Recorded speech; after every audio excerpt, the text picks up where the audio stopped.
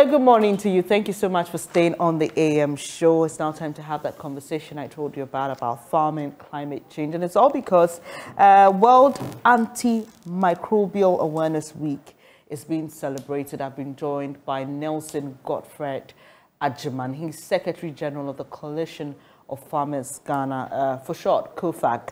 Thank you, sir, for joining us this morning. How are you doing? Quite well, and you? I'm doing well, by God's grace. All right, so let's quickly talk about the World Antimicrobial Awareness Week. What exactly is it about? Yes, antimicrobials are like antibiotics, right?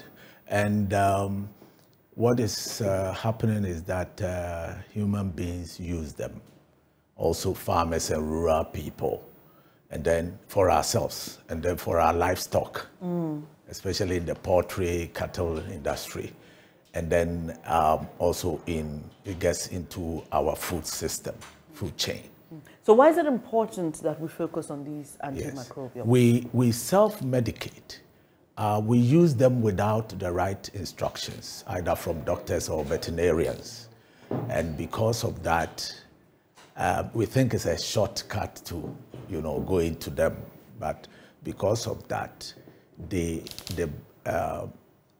organisms that we are trying to treat get resistant to it.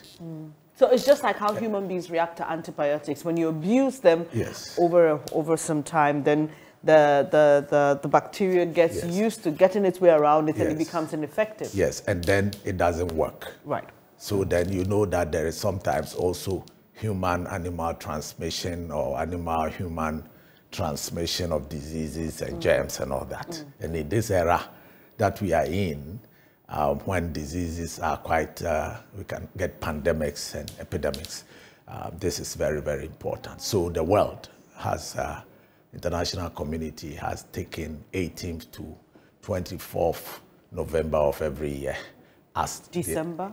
November of every year as the celebration. Okay. But if you do it only a day or a week, then it loses its relevance. So once we launch it, we do it throughout the year, and then also in the ensuing year, so that the issue is still on. Right. So we have done a lot of activities which you want to know about. Right. So how exactly do you celebrate the week? Yes, in our case, we are more rural-based, as you know. We have about 1 million farmers, 80% of whom are young farmers. We use a new paradigm for farming. We want to farming professional business of pride. And so, therefore, what we did was we mainly allowed our farmers to use non-traditional media to communicate because of the storytelling. And in this era of digitalization, people have told their stories, their experiences, the good and bad ones of using antimicrobials for themselves and animals, and how it affects our plants, our environment, and even the climate. They shared those stories on video, which have been collated on our social media handles. And what are your handles, so we can just quickly look at them? We have a website. We also have Facebook, Twitter, YouTube. So what names do we type to find you? You look for COFAG or on Facebook. Yes, Coalition of Farmers Ghana. Okay. Yes, so and then you see the photos there, videos there. We have even shared some right now with a call. Okay, so we are likely to see what has been shared with us so that we can share it with the rest of you. So a lot of rural meetings and that have been covered, what they are discussing. Some are still, some are emotional. And then also people do skit and drama or some other thing. Yeah. And we have also done 3 publications because of this. Okay, and it's all to spread knowledge. Yes, one is a toolkit, the how-to toolkit on what to do. And then another one is a collation of, we call it a handbook, collation of resource materials from organizations like WHO, Lansah, the researchers and all that. There are links. We have collated all the resources. If you want to do further research on the subject, you do it. So those handbooks are there. Then we have a manual about a bottom-up capacity and skills given for communication and advocacy, right? so as to beef up the communication capacity of farmers and rural people so they can share information, they can advocate, and they can get involved in this kind of public educational things. Right. It's very important because we have issues that we are not able to articulate. Yeah. Sometimes we are shy, you know, voiceless, if you like. But farmers have a lot of issues. So that is a capacity building, capacity strengthening, skills giving on how to communicate, how to advocate, how to even identify the issues. Little research you can do without a lot of money by, you know, focus group discussion and things like that. Even collecting information amongst yourselves, because it's a network, and within a village, it's easy to get a lot of information. We call it local knowledge. So all that, how do you use all that to build your capacity and to communicate? And now the storytelling, which is the old system we were using, has come into a modern paradigm again, globally. Storytelling has been recognized as a way to communicate. So people are telling their stories. Right. So this is geared towards the farmer, especially in rural Ghana. Yes. But there are also issues of climate, there's issue of post-harvest losses and those other kind of things. You still use the same medium to educate the farmers on how to deal with such challenges. We are involved in the value chain issues from, if you like, land acquisition, land. We're hoping that there is an opportunity for us to be capacitated and resourced financially to do advocacy, to empower farmers to do advocacy on the matters that affect us, apart from this health thing, or the value chain things. We hope we also will get a grant. I don't want to mention the organizations now because we are now applying. If they are listening to us, they will know we are here. And the idea is that we will empower farmers to tell their own stories. At the community, district assembly engagement, private sector engagement, CSO, even media. We need to, for us to come here, we have really advocated you to come here. You have been so kind to accept us on board. So those kinds of skills should be given so that we engage the multi-stakeholders. And then we'll be able to, if you like, tell our story, right? At the local level, district level, regional level, come to national level, deal with government, deal with private sector. Financial institutions, it's very difficult to get farmer-friendly financing, you know, input supply, you know. They say farming is a risky venture. So yeah, it's a professional business of pride. Interesting. So, I mean, currently we're dealing with issues on the cost of commodities in our markets, food prices. We've seen what the government has tried to do with the establishment of the PFJ markets, the Planted for Food and Jobs markets. There have been concerns about possible food shortage and all that. How do we address that issue, and what is COFAG doing to help? Yes, it's a reality. It's a reality, but an unfortunate reality. It shouldn't be the case. If you notice that of all the 5 continents, Africa alone has 60% plus global arable land, which is good for doing our staple foods. It's the world that should come begging us. The presidents of the world, the big powers, should come to Africa, including Ghana, to beg us for food. It shouldn't be the case that because of Ukraine war, which has only 2% of global arable land, then we are hungry, we are starving, and food prices are hiking. It's unfortunate. It's a policy issue, it's a program issue, it's an intervention issue, it's a matter related to how we have handled farmers, you know. And some of the current solutions are knee-jerking solutions. We have to have a long-term perspective, a strategic approach by respecting farmers and recognizing and acknowledging farmers' networks.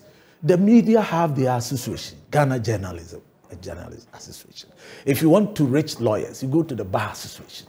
Farmers also have a right to have cooperatives and farmers organizations. But government, government should recognize them. And engage them. Yes, engage them and open its door to them, you know. And if you do that, bottom up, Have you had any personal experience of why you were not, your views were not welcome? Yes. All the stakeholders, we have to really knock the door. It's not only government, but government inclusive. There have been some reception, especially at the local levels. But as you rise up on the policy ladder, local to national level, it becomes a bit more difficult. There should be a deliberate, written down policy, perhaps even a law, that government will recognize farmers' organizations. Right. We live in a democracy where there is freedom of association. And we are legal entities. We are registered.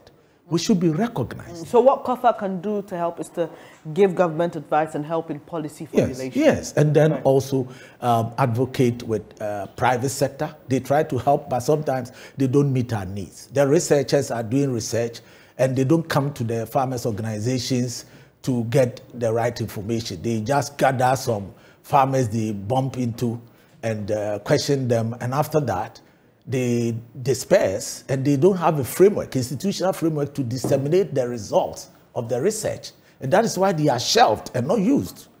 But if you did come to us and ask us what the issues we want research on as institutions, right? And then we are involved, bottom up. We have set the agenda. We are leading an initiative. We are not tabula rasa. We are even educated people. I have students in Legon, 50 of them, including history students, etc., into farming. And they have been encouraged. They know that is a profession of pride, but also there is no job. And farming is the area you go. You don't need application letter, and you don't need even a CV. I hope you get it. I get you. And all of us have roots in rural areas. And if we go to our grandfathers and grandmothers' places, we can get land. Right? You can get land. They say land tenure system. But if you use the grapevine of the village with the local referencing, you can get land at very good terms. So we have shown them all that. And some are doing farming, even including vegetables, to educate themselves. You get a point. So if you use the right approaches, everything will be all right. So finally to you, Mr. Agyemang, what is the dream of COFAG? When you wake up every day, working, engaging the farmers, what is that big dream you want to achieve? The big dream is that we will empower smallholder family, indigenous farmers who constitute majority of our farming community in this country, with the women being pivotal and the youth, right? And our rural communities, to do farming as productive, profitable, and sustainable business of pride in a professional way, in a modern way, right? And to, as a result, create jobs, employment, wealth, prosperity, and share, right? And invigorate our rural economies to the extent that we could even assure a possible reversal of rural urban migration, because we will make the farming communities and the rural areas attractive again, right? And for us to do that, we don't do it alone. We have to have government set up the infrastructure in the rural areas. We need the private sector to listen to farmers for the kind of inputs and technologies we need, the researchers to listen to us, engage us more, and then also the financing community to be farmer friendly, right? And stop talking about farming being risky. A risky business will not provide sustenance and nutrition for us every day. You know, we eat every day. If all professions will end, farming will not, because if it ends, we die, right? And in this era of climate, we have already been handling environmental services, which we are not paid for. And we should begin to recognize the contribution of farmers to the environment and climate, right? And encourage us and resources to do climate resilient farming. Right. You know, so that's the vision of COFAG.